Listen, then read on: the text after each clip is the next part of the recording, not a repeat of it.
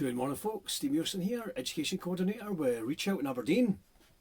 As you may have guessed, you know the drill, art studio, mug of tea, old hoodie, we're going to do an art session.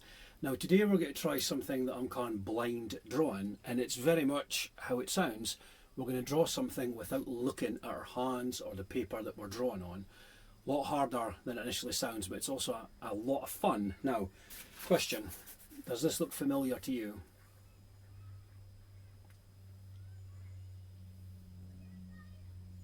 Yep, it's my large hairy face. The first time I experienced this type of creativity was my friend Alana, who's a fantastic artist. She was doing a session at an event I went to, and you essentially sat across from her at a table. She looked right in your face and she drew you. And I thought it was a lot of fun, so I did it in turn. I drew her. I've always kept this because it was just a really funny thing to do, and I think she captured me pretty accurately. Today we're going to do the same, except we're going to try and draw ourselves. So if you've got a good idea how your face looks, if you can imagine how your face looks, all the better. You just can go ahead and do it. If you might struggle with that, place a little mirror in front of you, or sit in front of a mirror if it's easier, and just look at your own face. Do not look at your hands on the paper. And all you need to do is draw until you think you're finished. As usual with YouTube time limits, I'll have maybe 10 minutes to do this exercise. But I'm going to try and get in as much detail as possible because let's face it, there's a lot going on here. So all you're going to need is something to draw and something to draw with. As usual, a little bit of peace, a little bit of calm, and I'll see you in a second to start making some art. Cheers folks. Hi folks, welcome back. Hopefully you've got some sort of setup vaguely similar, some paper, something to draw with. Today I'm going to use a good old Sharpie marker pen. I've got a big stockpile of these. Can't really go wrong, as long as it doesn't run out, because I want to notice, because obviously I'm doing this with my eyes closed. So you'll just have to trust me. There's no really any way I can film myself, I think, at the right angle and to evidence my eyes are closed, but like genuinely, hopefully by the way the drawing comes out, you'll know that I wasn't cheating in any way. And I'm just going to begin really. So my eyes are shut.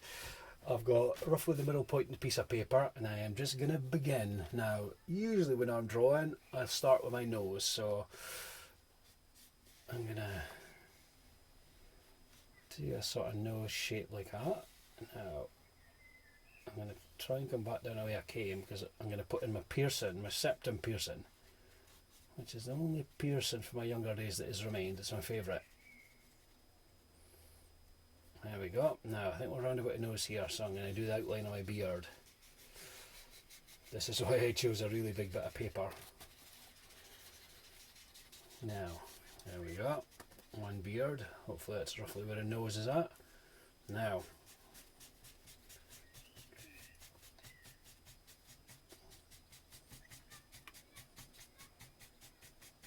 there we go. Hopefully that will look beard-esque. Now I'm thinking up here, I'll do an ear, I will do the top of my head. Nothing but the plan, that should have joined up with the beard. Now I need to find this nose again, which I think is roughly here. What do you reckon? So we're going to do some eyes. There we go, and we're going to do my eyebrows.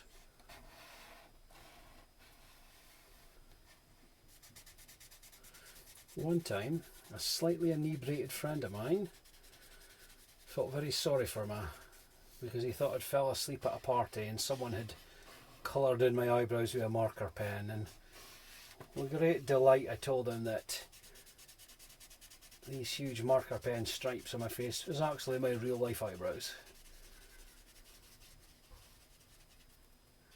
Now, hopefully I've done them justice. They are one of my finer points, if you don't mind me saying.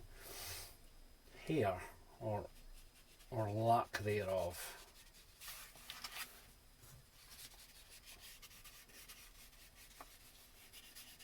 Anybody who watched the earlier videos would see how much longer my hair was. Probably the longest it's been in years due to this quarantine situation, but a Scottish summer and I needed to dig the clippers out, so I'm much more presentable now. Right, now we'll do some finer details now. I'm thinking some frowny lines on the forehead. What else will we have? The shoulders. There we go. Now I'm going to flesh out the beard a bit more. Well, hopefully the beard. This may or may not be it. Oh, a mouth. I forgot my mouth. Right, okay. Let's work out where the mouth is. I think here. I knew there was something I was missing. Right, I think that's a mouth in. Continue with our beard. There we go. I think that's possibly us. Now, the grand unveil.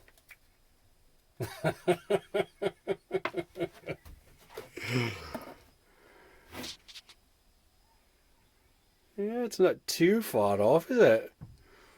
I'm really pleased with the eyebrows. I'm really glad they worked out. There we go. One blind drawn. Now I'm looking and I can see that we've got 5 minutes left. So I'm going to do another one.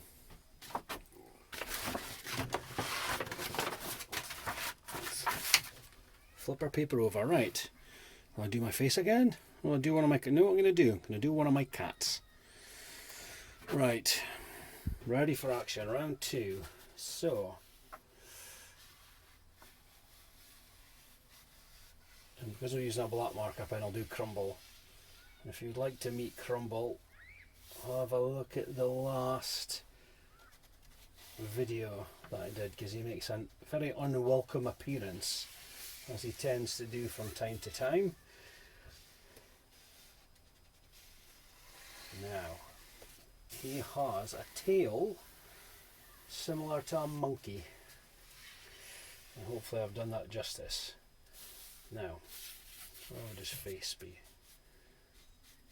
I'll do his snout, and he's got really funny lips. I always say he looks a little bit like a clown. Do his eyes. There we go. He hasn't got much other distinction features because he's jet black, and I'm not entirely sure I'll be able to colour in this cat outline if that's what it actually looks like. What we try his face, maybe his collar. How about his neck? And we've got a special one that reflects light because he tends to go out at night and prowl. It makes us nervous. So that's some light reflecting off his collar. And it would be remiss of me if I'm drawing Crumble now to draw a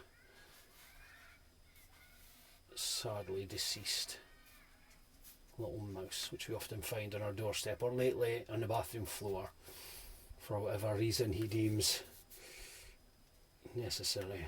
There we go. Crumble and a mouse. There's something. That's not bad either. So, hopefully you found that enjoyable. I really enjoyed that. It was fun. Genuine fun. We have a cat. We have a nice self-portrait of me.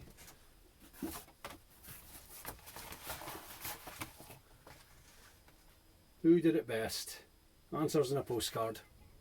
Hopefully you enjoyed that, folks. You can have a lot of fun with that. You could draw other people that you know if they wouldn't take too much offence. As ever, let us know how you got on. I love seeing all the creations that you've made. Look after yourself, stay safe, and I'll see you for next art session. Cheers, folks.